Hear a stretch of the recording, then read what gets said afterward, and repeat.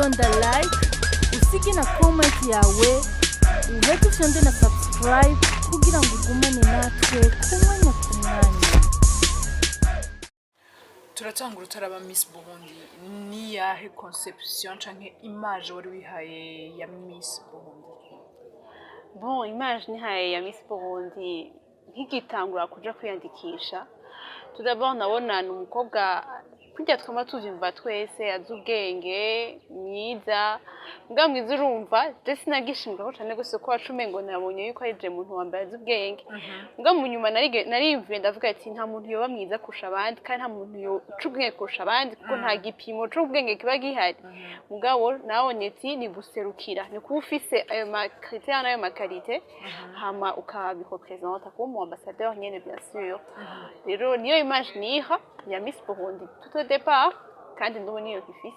Ego mvuze conception ya Miss Burundi umukobwa en soi après inyuma nta wari wiyumvira ati aziyitwara gutya aronka ibi canke abafise ibi canke runaka niyumvira muri wewe?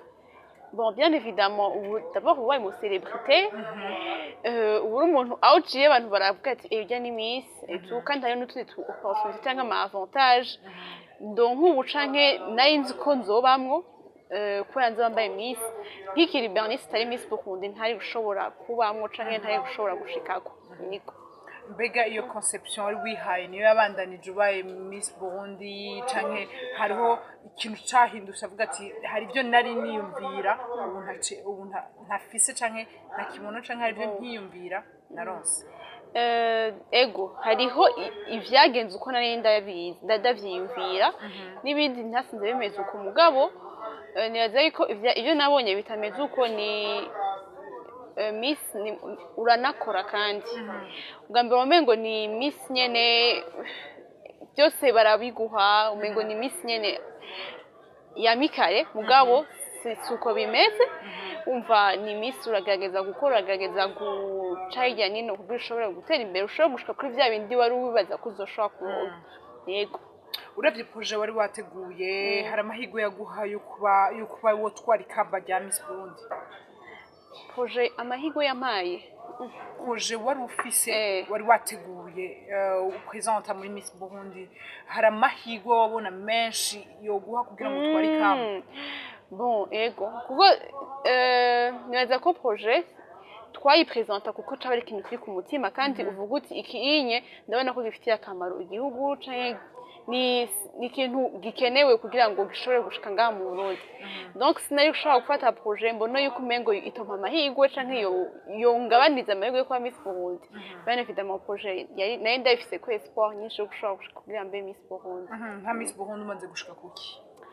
Bon ndamaze gukora ibitari bike muri iyo projet yanje d'abord narashize ahabona site web yitwa jeunetalent.bi bijanye na projet yanje ya promotion de jeunes talents ifite ligne éditoriale yo gufasha abantu basa amatalent turategura ibiteramo bitandukanye selon amatalent atandukanye n'amaformation à l'endroit y'aba jeunes talentueux kugira bamenye ingene bofata impano yabo neza igashobora kubagira akamaro mu buzima bwabo bwa misi yose. Donc je nibaza ko umugambi wanje ivyo nshoboye gukora naratanze novuga le meilleur de moi-même kugira nshobore gushika ku migambi nani yemeje kuzorangura. Muri rusangi ubiha amanota angana gute canke uvuga uti maze gushika ku rwego uruye? Bon amanota nibaza ko abandi bayatanga sije no kuya amanota vraiment simbona sinavuga ngo 8 sur 10 sinavuga 5 sinavuga je mbwa personnellement ndashima ivyo maze gukora. Ego niyahe migambi utashitse ko nari ryasigaye imisi mike cyane ngo ikambarije ku wundi? Bon imigambi ntashitse ko ni nahise nk'umugambi yuko twoshobora kuronka nka école d'art mu Burundi byo ni ikintu kinini nya cyane cyari kinagoye no kumva ko coshoka ko ndagikora mu mwaka umwe mugabo si ibintu mvuga ngo twabihevye ngo ntitwabishitseko petit à petit tuzoshobora kubishikako muri kazoza mugabo urumva ni ikintu ntashobora gushaka ubunye ndi Miss Burundi kandi si ikintu urumva si ikintu tiktak coroshe gukora, ni umugambi munini usaba kumvisha abantu batari bake kugira bashobore kukwapuya. Ego habuze iki ngo iyo migambi uwo mugambi ntushike ko canke n'indi myinshi? Bon, ni imigambi ntashobora ko ingeza ahanini ni appui. Yego, appui mu bwoko bwose, yaba financier, yaba hariho ama appui menshi. Donc sinaza ko appui ijanye no kugira nshike kuri ico kintu ntashoboye kubironka. Mugabo urumva jewe sinavuze ko c'est pas ibintu à désespérer. Yeah. Uvuze appui nka Miss Burundi umuntu appui ya mbere tuyisanga muri Burundi event. Mbega Burundi event nawe we niyahe twavuga yuko niyahe imigenderanire mufitaniye? Bon, Burundi Event c'est une organisation, il organise l'élection à Miss Burundi, bien évidemment. Il organise Miss Burundi, ni société mugabo umva ni organisation exactement. Ibihari kugira idushigikire twebwe umu Miss yatowe mu byo ariko ararangura itanga ico ishoboye kuba ifise. Nanje dufate dushira hamwe ingufu zacu twese organisation na jewe kugira ngo imigambi iranguke canke na l'image ya Miss Burundi ishobore kusa neza canke ishobore kumitera imbere. Yego. Hagati ya Miss Burundi 2017 na Burundi event imigenderanire imeze gute? Bon, imigenderanire nawe kubwiye ico dupfana yuko c'est une organisation ifasha election ya Miss Burundi kandi même après l'élection ikabandanya ikurikirana inovuga ibikorwa vya Miss Burundi. Non seulement bijanye na projet no mu bindi bitandukanye bijanye na l'image en soi ya la Miss abari actuelle. Donc nibaza ko imigenderanire niyo tuba dufitaniye tout court, iyo nta yindi ngo y'ubugenzi ngo canke non, c'est juste iyo migenderanire yuko umva c'est l'organisation ifasha mu gutegura election ya Miss Burundi kandi bihari pour accompagner la Miss présente ou actuelle. Okay. Tugiye kuraba hari ibintu bimwe bimwe waronse muri utowe nka Miss Burundi n'ivyahe ibyimaze kuronka n'ivyahe ibyo tararonka n'ivyahe? Bon, nararonse umuduga, nararonse telefone. Bon, ego n'utundi dupri tumwe nyene tudukado. Bon, nama droit ya salon de coiffure et tout. Ego, bon, bari batwemereye na ticket d'avion, billet d'avion yo gusejourna mu gihugu dushaka cyo muri East Africa. Mais du coup yari Afra, donc ntiratangura indege yayo ngira ntiratangura kugenda. Donc turindiriye yuko itangura n'amavol yayo kugira dushobore kuprofita de ce billet d'avion twaronse. Habuze iki ngo Miss Burundi aboneke mu ma competition internationale ari karaba? Bon, ivyo vraiment sindabizi. Sinovuga ngo hawuze iki mais ma competition asaba uburyo bwinshi kugira bashobore kujayo kwiyandikisha ama fees, le ticket, accommodation kugira umari Miss muri mantuzi. Ivyo navyo urumva ni ibintu bigoye sans un budget twovuga tuti yamiri prévu pour ça. Biragoye sa kintu utera ugenda uko nyene. Ego. Naza ko hanini hawuze ngira les moyens zo gushobora kujayo. Ugiye kuraba Burundi event na Miss Burundi wavuze uti imigenderanire nuko barakwakompanya baraguherekeza. Est-ce que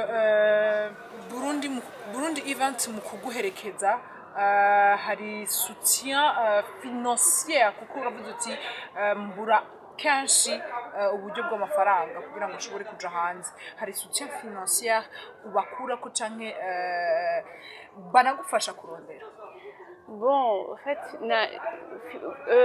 soutien financier yaba ahugina hari byo byoroshe kugira nshobore kugira nayo maprojet yanje nkuko ndabishaka no kuja muri ama competition nkuko ndabishaka. Du coup nta ibihari iri prévu pour ça kugira dushobore gukora ivyo vyose, mais nabwiye ko on met ensemble nos efforts. Je mfise aho ndonderera ndaharonderera nkashobora kurangura ico kintu mbandi ko nshaka gushikako. Yego. Burundi event iriko irategura Miss Burundi turayibona kuma social media irikira mamaza Miss Burundi, ariko inyuma Miss Burundi amaze gutorwa turabona Miss ari wewe aja gukorera kwiwe Burundi event igakora kwiwe. Est-ce que vyarakoroheye? Bon, en fait si gukorera gutandukanye cyane gose mugabo nibaza yuko je navuze le lien qui nous lie jewe na Burundi Event. Donc nibaza yuko ibyo mba ndiko ndakora jewe en tout cas si kuko nguma ndiko nkora jenyene ngumva mfise tout un fardeau y'ibintu biri ku gatwe kanje ngo biba binaniye gukora oyaha ndagerageza gukora kandi nibaza ko ico noba mvuga ati ntuze muri Burundi Event naka yoshobora kukinkorera nibaza yuko ndamwegereye atokwanga kukikora duku rero urumva ntibigoye cyane jewe ndavuga ati ndatanga le meilleur de moi-même ndapwiza ku bantu canke ku bintu mba mbona biri hafi yanje bishobora kumfasha kugira nkora ivyo nategezwa gukora muri ivyo bintu mpwizamwo nyimba Burundi Event irimwo mu byo shaka nayo nyene vraiment sino kwilimita kuko nayo irahari justement pour la Miss. Ni expérience wagize en tant que Miss Burundi utadufanya bon Michou ma expérience ni menshi mugabo nibaza yuko en tant que Miss Burundi narize kuba nuvuga plus responsable ego kuba plus responsable kuko wiretrouva ufise ibintu byinshi mengo bibazwa wewe mengo hayame des décisions mengo ziri importance je navuga ati ibisinenzi ko noshobora kujuja jewe nyene nkasanga ndiko ndajuja ati tubigenze uko kimwe bikorwa uku nuku du coup rero urumva ça m'a beaucoup appris à être responsable plus que je l'étais avant je suis pas encore bien responsable ngabaza ko c'est une grande expérience ibindi nyene notre expérience tout man tukunda turacamwo muga en tant que Miss c'est une aventure vraiment marquée nyene à vie mu buzima bwanje hasigaye iminsi mike ngo hatugundi Miss ndetse twaramaze no kubona ababigeme bazoserukira ama province amwamwe mbega n'igihiwo niya message uha bagiye bakobwa bagiye kwiyandikisha.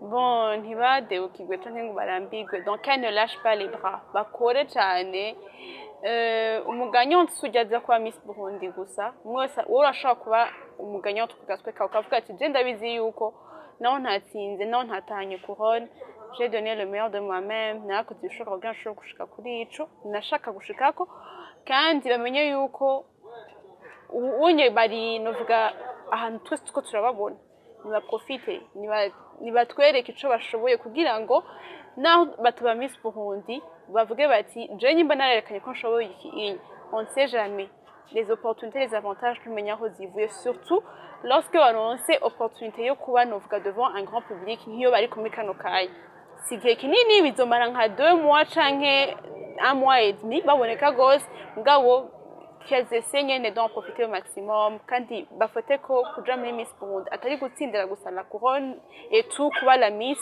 non tu peux être la gagnante de ta manière oui hay un objectif bien évidemment. Ni ya message uha la prochaine Miss Burundi. Bon ya message ngo no lindira nkazoyimuha yabaye oya ntacu ngo no yimugira hari kuko déjà la prochaine Miss on ne la connaît pas sivyo on ne la connaît pas il faut que twakoraja bose les 17 ko bari hama le reste l'union yaboneka c'est bon tout en kumwakoraja kuko urumva umengo iyo message ni ubunye kuko ndisoko bajya ba candidate ntibari plus focaliser ngo niyo naba Miss bizogenda gute non elles sont plus focalisées nzoba Miss gute bakene kwanza gushaka kuri Miss avant yo kwimvira la suite. Ico kibazo ni kubera ko nibaze yuko umaze hafi umwaka ukuregereza umwaka uri muri experience yo kuba Miss Burundi urazi vyinshi kandi nkuko ntanzu nimwe idafise twovuga cave kandi usanga irimo ibintu byinshi biri bombe so navuga nti umubwire ivyo agiye donc ico agiye guhura naco. Bon, en fait, quoi Miss Burundi, c'est une aventure nyene ivyo n'ibintu byinshi byiza cyane n'ibindi bibi. Donc harimo vyose. Bibi ça veut pas dire ko ari ibintu bibi simone ngeno bisigura mugabo byose ntivyama vyera byose ntivyama biryoshe. Il y a des défis naho harimo ama défis mugana ama défis après umvume ngo uraryoye ko washoye no kuyacamwo par ailleurs. Donc nibaza yuko yoba novuga plus forte hama kuzoba kuba Miss Burundi navuze ko biryoshe bien évidemment mugabo azogageze gupwiza son intérieur abandanya hanuza bajya yamye akonta ko kuko ubaye Miss ya des gens hari abantu benshi baza uramenyana n'abantu benshi gusa hariho abantu bafise amabara menshi, hariho abafise amabara yera n'abafise ayirabura. Donc je nubaza ko nomuhanura gose niyo Miss Burundi azokwame akonta kuri babandi fierté yiwe ari yabo gushika, kuko aho niho yoheza neza kandi bibandanya neza n'ikorwa rimwe ca Miss Burundi. Sino ukuri kwa Miss Burundi ni ibintu biryoshe cyane. Sino mwankuhaja kuko mva yametse kwa Miss Burundi aba yametse kumuba qu'elle en profite canke elle vit à fond cazoba yabaye. Fyonda like, usige na comment yawe, uheze ufyonde na subscribe kugira ngo ugumane natwe kumwanya kumwanya.